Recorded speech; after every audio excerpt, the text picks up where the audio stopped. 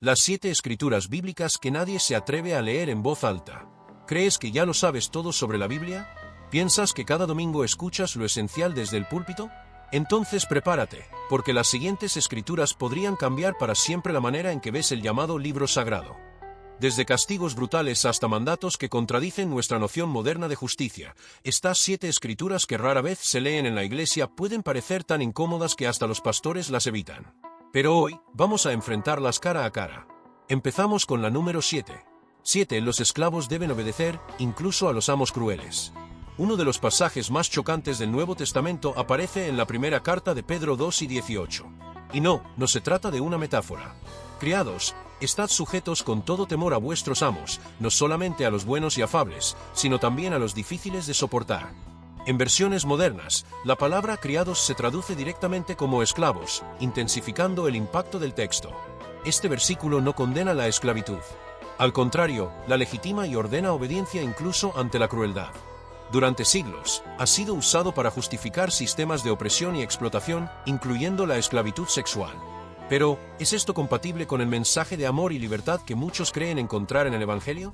Algunos estudiosos argumentan que estas instrucciones reflejan una realidad social del Imperio Romano, donde ser esclavo era tan común como ser obrero hoy. ¿Pero eso lo hace moralmente aceptable? 6. Puedes golpear a tu esclavo hasta casi matarlo, y no pasa nada. Sí, lo leíste bien. En Éxodo 21, 20-21 encontramos una ley que, vista desde hoy, parece sacada de un manual de tortura. Si alguno hiere a su siervo o a su sierva con palo, y muere bajo su mano, será castigado. Pero si sobrevive por 1 o 2 días, no será castigado, porque es de su propiedad.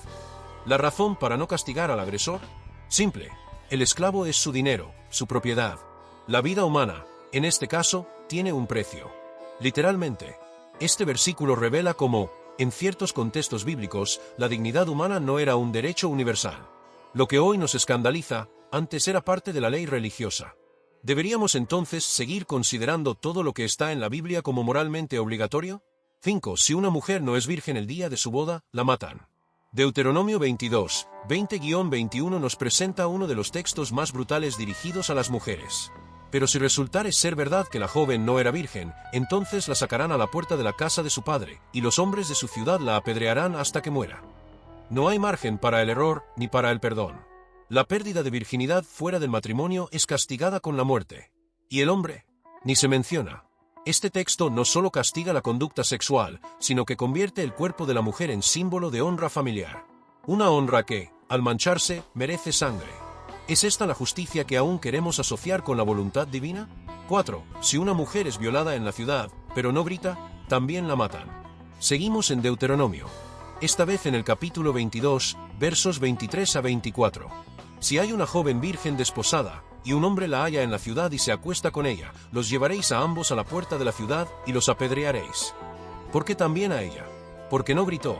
Se asume que, si nadie escuchó su resistencia, entonces consintió. Sin embargo, si el mismo hecho ocurre en el campo, donde nadie puede oír el grito, solo el violador es castigado. Esta lógica rudimentaria de consentimiento coloca la carga de pruebas sobre la víctima. Un patrón que, lamentablemente, ha perdurado por siglos incluso fuera del texto sagrado. 3. Si violas a una mujer virgen, solo tienes que casarte con ella y pagar una multa. Justicia o mercado.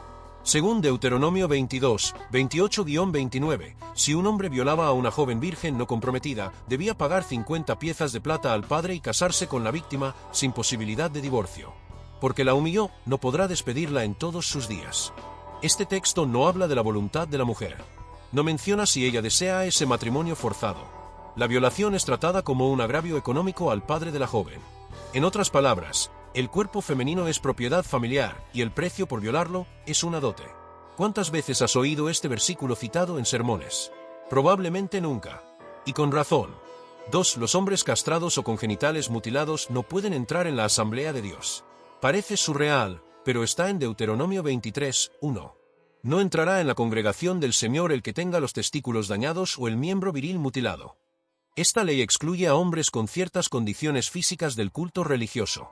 Y en el mismo capítulo se extiende la exclusión a hijos ilegítimos hasta la 10ª generación. El mensaje, pureza física y linaje impecable eran requisitos para participar en la vida religiosa. ¿Qué pensarían hoy las personas con discapacidades o de familias no tradicionales al leer estas líneas? 1. Dios ordenó genocidios, incluyendo bebés y animales. Quizás la orden más inquietante de toda la Biblia aparece en 1 Samuel 15, 3. B. Pues, y hiere a Amalek, y destruye todo lo que tiene, no te apiades de él. Mata a hombres, mujeres, niños, aun a los de pecho, vacas, ovejas, camellos y asnos. Dios no solo ordena una guerra, ordena el exterminio total. Ni siquiera los recién nacidos se salvan. Para algunos, esta historia refleja una visión antigua del juicio divino. Para otros, es una metáfora. Pero si se toma literalmente, es una de las narrativas más difíciles de armonizar con la imagen de un Dios compasivo. Estas escrituras existen. Están en la Biblia. Y aunque rara vez se leen en voz alta, no desaparecen por ignorarlas. No se trata de atacar la fe. Se trata de enfrentar la realidad textual con honestidad. Preguntas como, ¿estas leyes aún deben guiar nuestra moral? ¿Qué parte fue cultural y qué parte es eterna? ¿Quién decide qué parte se predica y cuál se oculta? Escrituras que nunca quisieron que supieras. Ya te mostramos textos que desafían nuestra idea de justicia, fe y moral. Pero aún no hemos terminado. Prepárate para más revelaciones que rara vez, o nunca, escuchaste desde un púlpito. A continuación, continuamos con más pasajes bíblicos que no solo son ignorados, son silenciados activamente. Vamos con la número 6, de esta segunda parte. Pena de muerte para el adulterio, ni misericordia, ni segundas oportunidades. Levítico 8 y 10 no da espacio para el perdón. Si un hombre comete adulterio con la esposa de su prójimo, el adúltero y la adúltera indefectiblemente serán muertos. Infidelidad, pena de muerte. Hoy, muchos predicadores hablan de restauración, gracia y nuevos comienzos. Pero en este texto, Dios mismo ordena ejecución pública para ambos involucrados. Y si la infidelidad fue producto de abuso, abandono o desesperación, nada de eso importa. La ley es dura. Y el juicio, inmediato. Si tu mejor amigo o tu esposa intentan alejarte de Dios, tienes que matarlos tú mismo.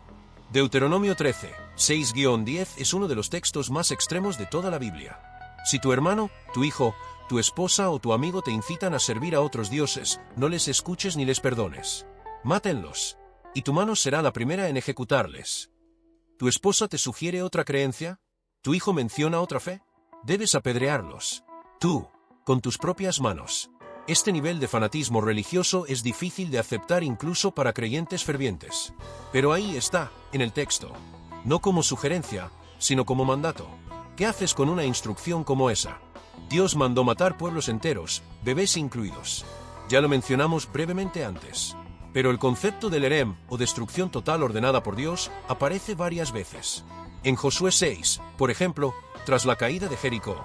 Y destruyeron todo lo que en la ciudad había, hombres y mujeres, jóvenes y viejos, bueyes, ovejas y asnos, a filo de espada. Esto no es solo guerra, es exterminio total. Un mandato divino para borrar del mapa a ciudades enteras, sin excepción. ¿Se puede reconciliar esta violencia con un Dios que manda a amar al prójimo? La tensión es tan grande que muchos teólogos modernos prefieren ver estos textos como metáforas o construcciones culturales. Pero es honesto ignorar o reinterpretar lo que está escrito con tanta claridad.